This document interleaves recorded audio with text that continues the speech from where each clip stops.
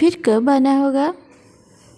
जैसे ही 2-3 दिन की छुट्टियाँ आएंगी मैं आ जाऊंगी। देखो, इसी तरह आते जाते एक लंबा समय गुजर गया ना।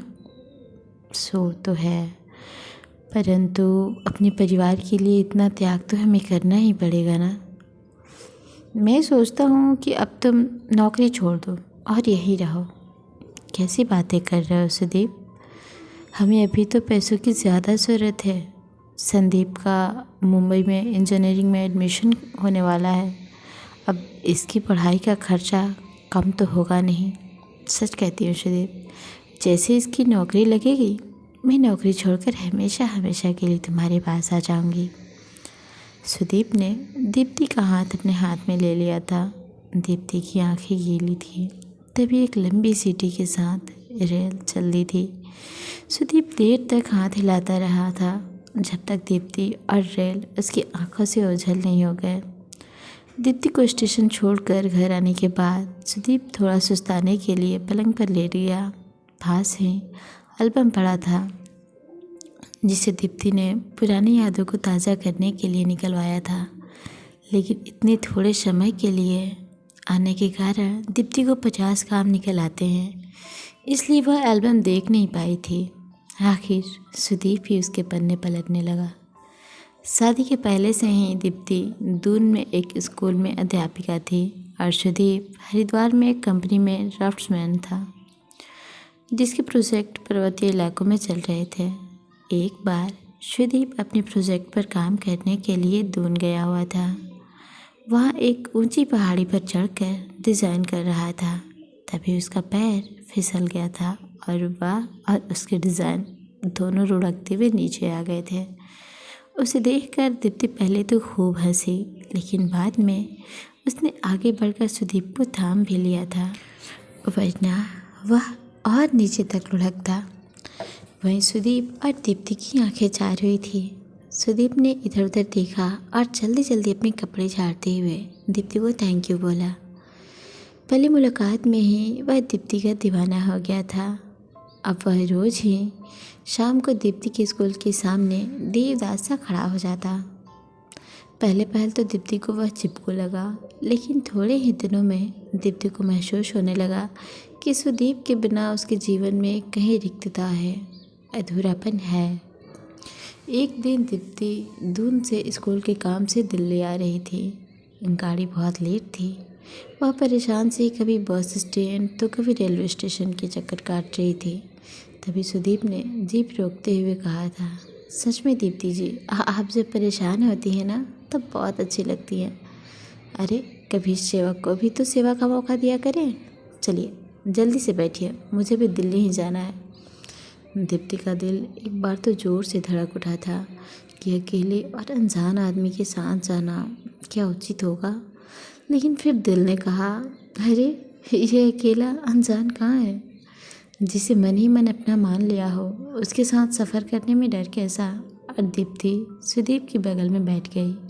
हल्की बूंदाबांदी शुरू हो गई थी और रह रहकर दीप्ति के बालों की लटें सुदीप के चेहरे से टकरा जाती थी। पूरा सफ़र खामोशी में ही बीता। उन दोनों के दिलों की धड़कनें पहले मिलन का पैगाम कह रही थी। ऐसा लग रहा था कि दिल तो सब कह सुन रहा था, पर शब्द जुबां पर नहीं आ रहे थे। दीप्ति अपने गंतव्य स्थान पर उतर गई थी और सुदीप अपने काम में लग गया था। 1 हफ्ते के काम के बाद सुदीप वापस दून आया था। वहाँ दीप्ति उसकी बेसब्री से इंतज़ार कर रही थी। दून का प्रोजेक्ट पूरा होने पर सुदीप को वापस हरिद्वार आना था, इसलिए उसने दीप्ति से मुलाकात कर अपने मन की बात उसके सामने रखी थी। 1 माह के लंबे इंतज़ार के बाद दीप्ति को भी सहमति उसे प्राप्त हो गई थी। सुदीप और दीप्ति के बीच यह समझौता हुआ था कि जब दीप्ति की नौकरी उनके लिए परेशानी का कारण बनेगी तब दीप्ति नौकरी छोड़ देगी, क्योंकि न तो दीप्ति हरिद्वार आ सकती थी और न ही सुदीप दून में रह सकता था। शादी के बाद दोनों ने 25 दिन की छुट्टी ली थी और मसूरी हनीमून के लिए गए थे। हंसते गाते समय कैसे गुजर गया मालूम ही नहीं पड़ा। अब दीप्ति दून में रहती और सुदीप हरिद्वार में। एक बार सुदीप ने जब दीप्ति से नौकरी छोड़ने का जिक्र किया तब दीप्ति ने कहा था, देखिए, अब हम दो ही हैं, लेकिन आगे हमारा परिवार बढ़ेगा, हमारी जिम्मेदारियां बढ़ेंगी और हमें पैसों की ज़रूरत पड़ेगी। आजकल वैसे ही नौकरियां मिलती नहीं हैं, इसलिए नौकरी छोड़ने की बजाय कभी मैं तो कभी तुम मिलने के लिए आते जाते रहा करेंगे।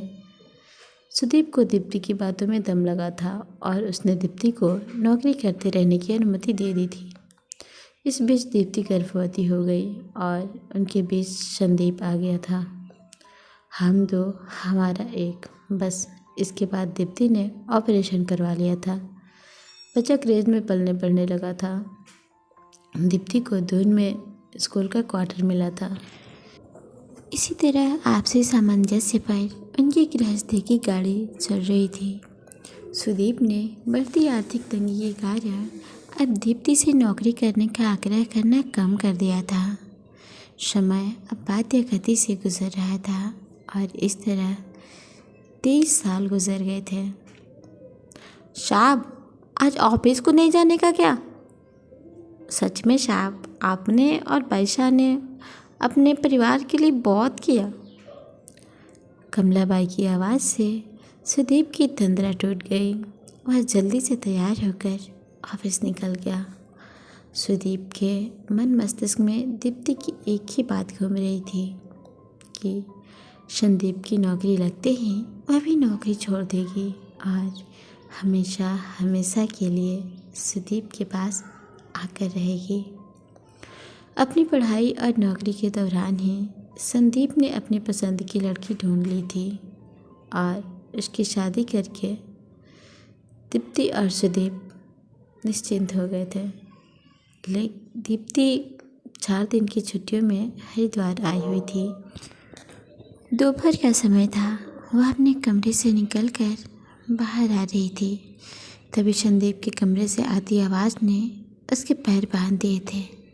संदीप कह रहा था, पल्लवी, माँ ने हम लोगों के लिए बहुत किया है। माँ और पापा ने इस घर को बनाने के लिए, हमें पढ़ाने के लिए जीवन भर समझौता किया है। माँ दून में रही और पापा यहाँ। अब मैं चाहता हूँ कि माँ यहीं रहे, हम सबके बीच और पापा के पास। तभी उसे पल्लवी की आवाज़ सुनाई दी थी, संदीप, तुम भी कैसी बातें करते हो? माँ मीन्स सास? ओह नो संदीप, मैं तो यह सोच भी नहीं सकती। वो यहाँ रहेंगी तो ये मत करो, वो मत करो, ऐसे रहो, सुबह जल्दी उठो। नो संदीप, मैं तो सोच कर ही परेशान हो जाती हूँ। वो सीता की भी तो कैकेयी सास थी ना, कितना परेशान कर दिया था उसे।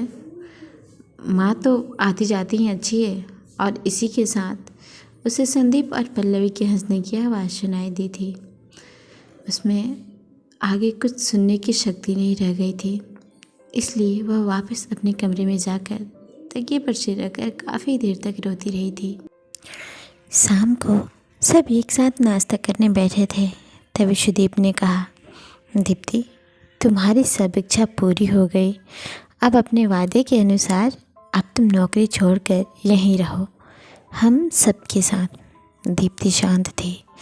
उसने अपने एक एक शब्द पर जोर देते हुए कहा, सुदीप, तुम कहोगे कि मैं दून जाने के बहाने बनाती जा रही हूँ, लेकिन यह सच है कि मुझे और तुम्हें नौकरी और पैसों की अब ज़्यादा ज़रूरत है। हमने अब तक की कमाई तो संदीप की पढ़ाई, शादी और मकान बनाने पर खर्च कर दी है।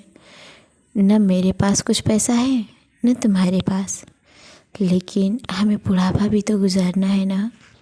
जब हाथ पैर थक जाएंगे, उस समय के लिए भी तो 2 पैसे हमारे पास होने चाहिए ना। सुदीप दीप्ति की पहेली को समझ नहीं पा रहा था, लेकिन संदीप और उसकी पत्नी पल्लवी ऐसे प्रदर्शित कर रहे थे कि मानो वे ही माँ के सबसे बड़े शुभचिंतक हैं। शाम के ट्रेन से दीप्ति वापस जा रही थी। सुदीप उसे छोड़ने आया था। इस बार दीप्ति खुद ही बोली थी, अब आपके और मेरे रिटायरमेंट के 2-3 साल ही तो हैं। मैं सोचती हूँ जैसे 23 साल गुजर गए, वैसे ये भी गुजर जाएंगे। इसके बाद हम दून में ही किराए का मकान लेकर साथ रहेंगे। बच्चों को उनकी ज़िंदगी उनके अनुसार ही गुजारने दो। रेल फिर लंबी सीटी के साथ चल दी थी। इस बार सुदीप दीप्ति के चेहरे के अज्ञात दर्द को स्पष्ट पढ़ रहा था। रेल में दीप्ति सोच रही थी और यह फैसला नहीं कर पा रही थी कि इस लंबे त्याग और सुदीप से बिछोह के बाद उसने और सुदीप ने क्या पाया। सो फ्रेंड्स, आपको ये कहानी कैसी लगी?